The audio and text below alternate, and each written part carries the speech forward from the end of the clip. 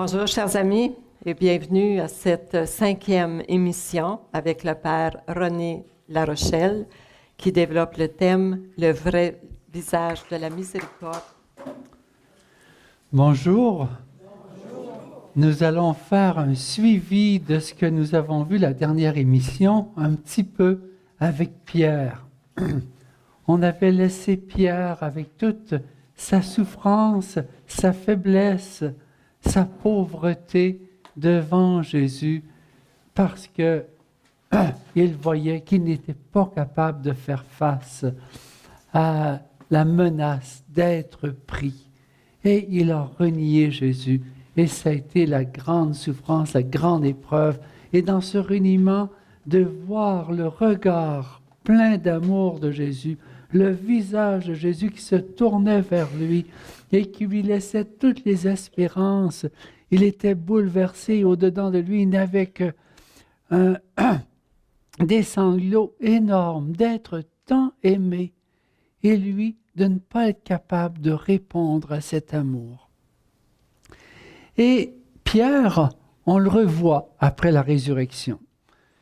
Il bougonne un peu avec Marie-Madeleine et il n'est pas capable d'accueillir la résurrection comme ça.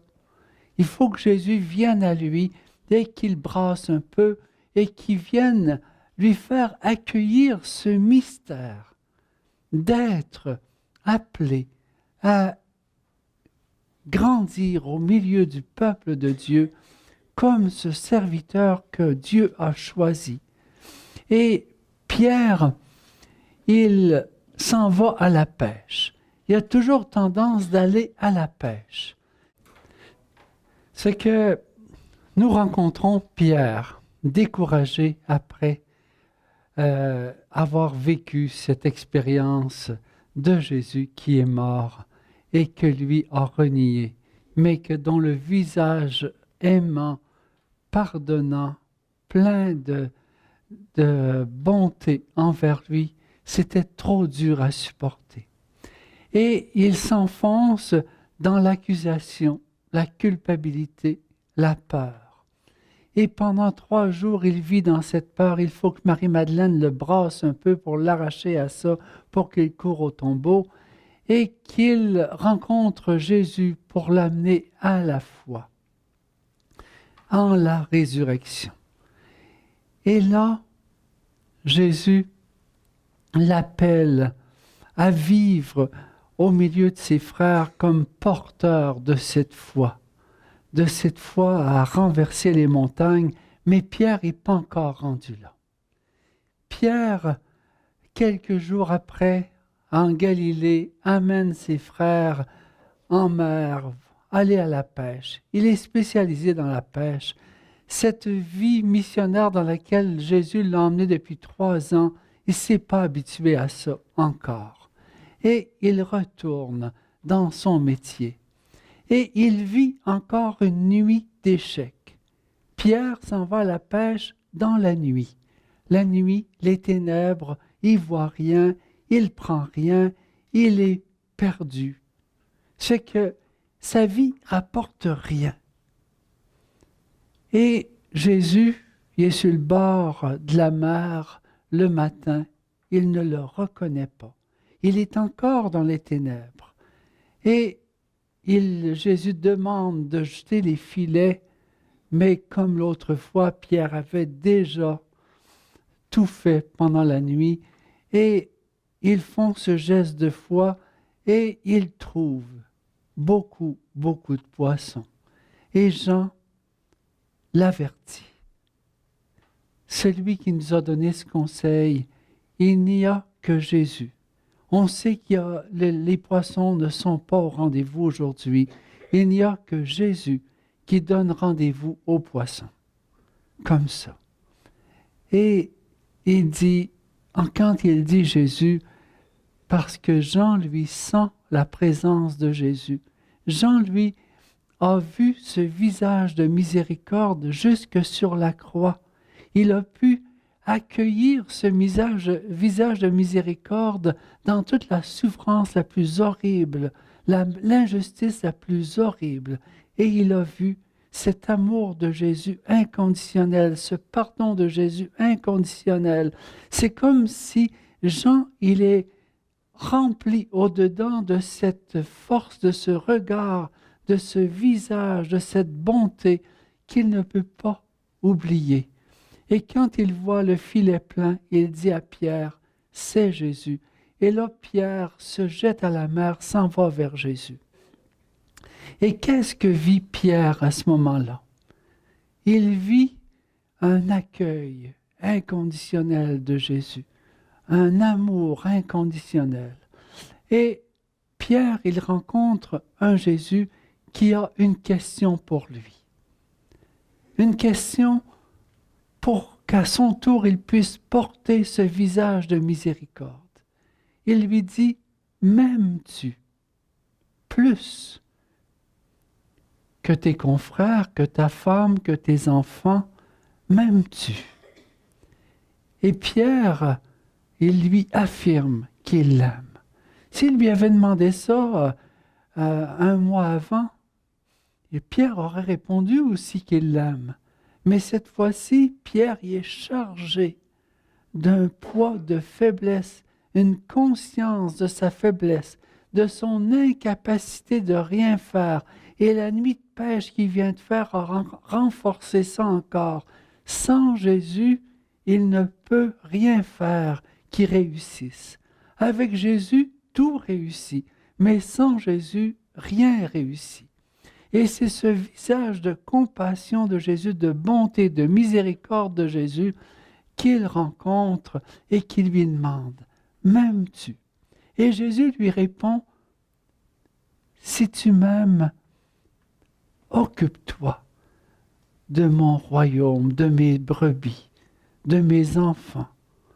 Va leur donner ce qu'il y a de plus précieux, la foi en moi, la connaissance de ce que je suis. » Et Pierre entend la question, la même question, une autre fois, « M'aimes-tu » Pierre est gêné de répondre. Il a été moins gêné de renier, mais là, il est en train de faire un acte de foi. Un acte de foi que l'amour qu'il a pour Jésus, c'est l'Esprit Saint qui vient lui donner de le dire, de le vivre, de l'accomplir. Et Pierre rentre avec ce deuxième « je t'aime » dans cette miséricorde de Jésus qu'il s'approprie. C'est pas juste un visage de miséricorde qui est extérieur. Maintenant, avec ce « je t'aime », Jésus lui permet de s'approprier son visage à lui. Et Pierre reçoit une troisième fois cette question. Et il est surpris, il est mal pris, il est gêné. Et là, il répond à Jésus, « Tu sais bien que je t'aime. » Et là, Jésus lui dit, « Maintenant, va paître, va t'occuper de l'Église, va la construire par tous les moyens. » Et Pierre repart de cela avec une force nouvelle. Et il a cette miséricorde. Et une miséricorde qui, jusqu'à maintenant, il ne connaissait pas sa fragilité. Mais maintenant, après la croix, après la résurrection, où il dépendait de la foi de Marie-Madeleine, il dépendait de la foi de Jean, il dépendait de la foi de beaucoup autour de lui. Il était le premier pape, il était celui qui avait autorité, il était le chef, mais un chef fragile, un chef qui avait besoin de l'aide de tous. Et Pierre fait cette expérience-là dans la barque, c'est Jean qui lui montre. Et il est obligé de s'appuyer sur Jean pendant un bon bout de temps. Et c'est pour ça, quand on lit les Actes des Apôtres, qu'est-ce qu'on voit? On voit un Pierre fragile, un Pierre qui a besoin du prophète à côté de lui. Jean qui perçoit par le dedans cette présence de Jésus, les désirs de Jésus, les projets de Jésus. Pierre, il sait qu'avec Jean, il ne se trompe jamais. Il sait qu'il est le prophète de l'amour. Jean, à la fin de sa vie, on disait, il était fatigant, tant il disait, la seule chose que Jésus nous demande, c'est aimez-vous les uns les autres. Et ça, c'est ce visage de miséricorde que Jésus a transmis et que Jean avait intégré totalement et que Pierre avait besoin d'intégrer avec ses frères et sœurs. Il avait besoin de Jean, il avait besoin de Marie-Madeleine, il avait besoin de Marie, la mère de Jésus, pour pouvoir être fidèle à sa mission. C'est que pour pouvoir accueillir ce visage de miséricorde, on a besoin de l'aide des autres. Et des fois, on ne comprend pas bien. Pierre ressemble un peu au Père Brande. Père Brande, c'est un curé de paroisse à Londres. Et il revenait d'aller voir les malades à l'hôpital. Il était 11 heures le soir et il était dans le métro. Il était en train de dire son chapelet dans le métro et une gang de bums, une gang de rue passe et le chef le voit avec son chapelet, son col romain et il dit « Curé ». Et il dit « Voilà un bon coup de poing d'en face ». Il dit « Voilà ce que tu mérites ». Puis il dit dans ton évangile, il est marqué que tu dois m'offrir ta joue droite maintenant que j'ai frappé la gauche. Fait que le Père Brande lui offre sa joue droite et un autre bon coup de poing qui lui fait terriblement mal. Et maintenant, bien, le jeune homme, il voyait que tous ses chums riaient puis il s'amusait de ça. C'est que le Père Brande, lui, il lui a répondu à ces deux coups-là par un bon coup de tête dans le front et le jeune s'est effondré, assommé. Et il s'en va le réveiller, puis il lui demande, il dit, c'est que je ne savais plus quoi faire parce qu'on ne m'a pas dit quoi faire après le deuxième coup.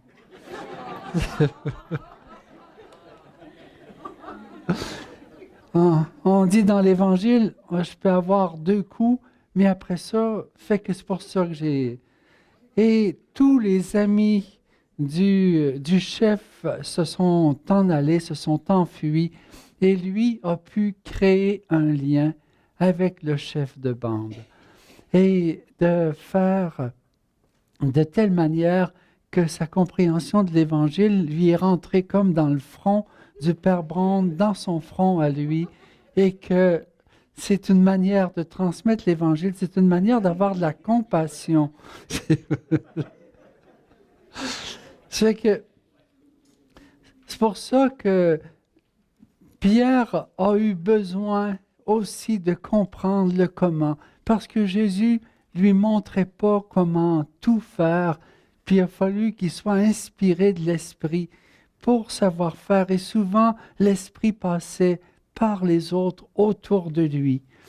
C'est que Pierre est devenu cet être de compassion et de cet être de miséricorde et qui voyait Jésus l'aimer en surabondance. Oui, dans les poissons après sa pêche et avec aussi cette expérience avec Paul. Cette expérience avec Paul, c'était des années après, au moins 7-8 ans après que Jésus est parti. Et il fait l'expérience devant Paul d'avoir peur des Juifs, puis de se retirer de la relation aux païens. Et là, Paul l'avertit, l'arrache à sa peur, le remet devant ce côté prophétique de tout donner à Jésus, de quitter la peur que parce qu'il manquait de foi. Amen. Tout est accompli. 3 nouveaux DVD avec l'abbé François Kipwenge, dans lesquels il explique que les acquis de la croix sont à notre portée, que délivrance et libération sont maintenant disponibles. Que nous reste-t-il encore à faire? N'hésitez pas à vous procurer ces 3 nouveaux DVD avec l'abbé François Kipwenge. Détails à l'écran.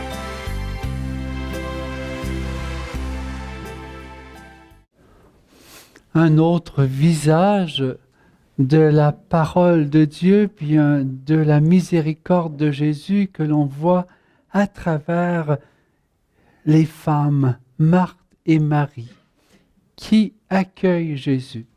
Jésus est missionnaire et il passe par Jérusalem de temps en temps, et près de Jérusalem, un petit village qui s'appelle Béthanie, où Marthe, Marie et Lazare accueillent Jésus. Et qu'est-ce que l'on voit? Un autre visage de la miséricorde. Ce visage où on voit Marthe recevoir Jésus comme un grand personnage. Elle fait 3 entrées. Elle commence par une entrée au poisson, après ça aux tomates fromage, après ça avec une petite salade au piment. Et après cela, elle fait ce qu'il y a plus que 9 services dans son repas. C'est quelque chose de très exigeant. Puis ce qui l'embête, Marthe, elle veut honorer Jésus le plus possible et elle se retrouve avec une paresseuse.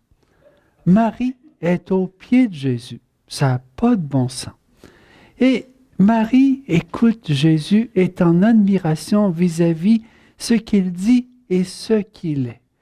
Elle est guérie, réparée, bouleversée, transformée par cette présence aimante de Jésus, ce visage de miséricorde qui efface tout ce qu'il y a de blessé chez elle. Elle est une femme neuve devant lui. Et elle le reconnaît comme le Messie. Le Messie, il faut lui tenir compagnie, il faut le laisser entrer en nous et le laisser vivre en nous. C'est que pour elle, il ne faut pas le quitter. Pour elle, le repas avec Jésus aurait été un peu de pain, un peu de fromage, puis ça aurait été suffisant. Il y a tellement d'amour.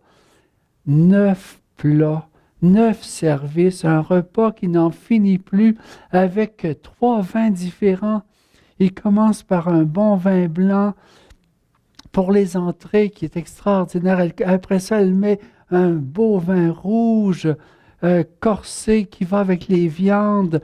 Et après ça, elle arrive avec un beau vin sucré pour les desserts. Et c'est extraordinaire. Mais Marthe a couru, n'a pas vu Jésus. Elle a vu que les 9 services avec tous les petits plats. Elle n'a même pas eu le temps d'écouter tant qu'elle était occupée. C'est que ce visage de miséricorde de Jésus, Marie l'a vu. C'est que Marthe dit à Jésus, « Tu vois pas que elle est la paresseuse qui m'aide pas. Tu vois pas que je cours, puis tout ça. Dis-lui de m'aider. » Mais Jésus comprend rien. C'est un gars. Et c'est que, mais il comprend le mystère qui habite Marie. Le mystère qui habite Marie est celui de connaître cette présence de Dieu en Jésus, cette présence de la surabondante miséricorde de Jésus qui est là pour transformer le monde. Et elle se laisse transformer, elle ne peut pas le quitter. Et Jésus dit à Marthe, elle a choisi la meilleure part. Il ne lui sera pas enlevé. Et cette meilleure part, ça ne veut pas dire que c'est les sœurs dans les cloîtres. Ça ne veut pas dire que c'est les contemplatifs seulement. C'est tous les priants. La meilleure part, c'est ceux qui ont besoin de passer du temps, de jour et de nuit avec Jésus. Il y en a qui font l'oraison de Saint-Bède pour être plus longtemps avec Jésus. C'est cette prière couchée dans notre lit qui est très fatigante et qui fait qu'on porte de grands fruits parce que notre cœur est complètement saisi par la présence et on lui remet tous ceux que nous savons qui souffrent autour de nous. C'est que le cœur de compassion de Jésus nous est transmis. C'est comme Marie qui est cette priante, qui est cet intercesseur, qui voit à tous, bien, elle obtient tout de Jésus. C'est cette compassion. Puis, qu'est-ce que l'on a avec Marie? On a l'autre visite de Jésus. Lazare tombe malade. Et pour Marthe et pour Marie, c'est quelque chose d'extrêmement souffrant.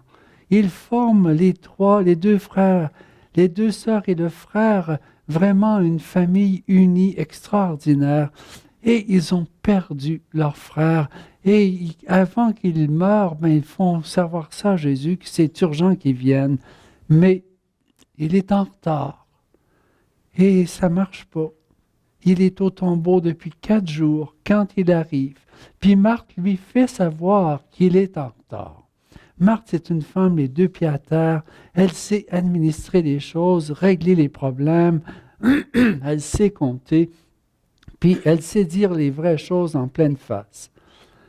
Et une fois que Marthe a vu Jésus, elle va chercher Marie, puis pour l'avertir que Jésus est arrivé. Marie, elle, quand elle arrive devant Jésus, elle se jette à terre comme devant Dieu. Elle n'est pas devant un homme, elle est devant Dieu. Et elle aime, puis elle est devant l'amour. Elle pleure parce qu'elle a perdu quelqu'un qu'elle aime beaucoup, beaucoup.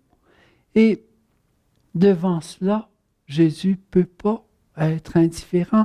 Il est la miséricorde même, la bonté même. Alors elle reçoit de Jésus, où est Lazare? Et Jésus va ordonner à Lazare de sortir du tombeau. Au grand désespoir de Marthe, il lui dit, il sent déjà, ça va tout faire, allez pas ouvrir le tombeau, ça n'a pas de bon sens, ça va mettre toutes ces odeurs partout. Et Jésus, avec autorité, demande à Lazare de sortir, parce que cette prière de Marie, prosternée à ses pieds, en pleurant, obtient tout. Et qu'est-ce qu'on a comme chrétiens, nous autres, comme intercession dans l'amour? Toutes les âmes de nos défunts, les âmes du purgatoire, toutes les intercessions. Tu sais, ce visage de miséricorde de Jésus, bien, Jésus veut nous le donner pour tous nos défunts qui souffrent l'autre côté, qui ont besoin d'aide, qui n'ont pas eu de prière, qui ont été oubliés.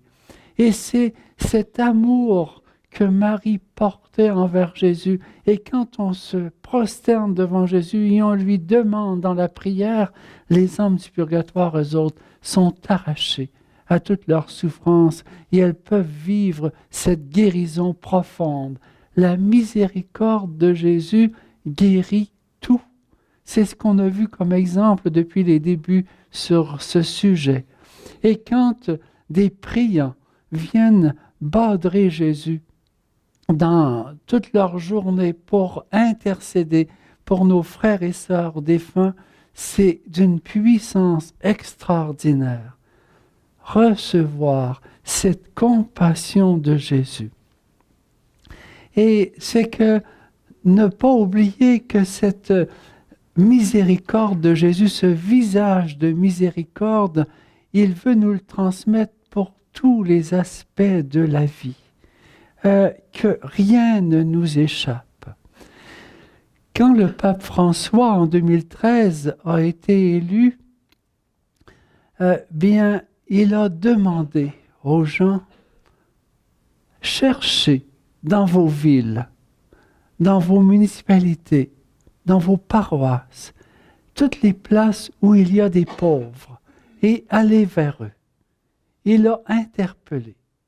Puis, le père Vincent, qui est installé à Séoul, il a en Corée, il a entendu cela. Et Séoul, c'est une immense ville avec des quartiers très, très pauvres. Et il cherche comment faire pour aller rejoindre ces pauvres.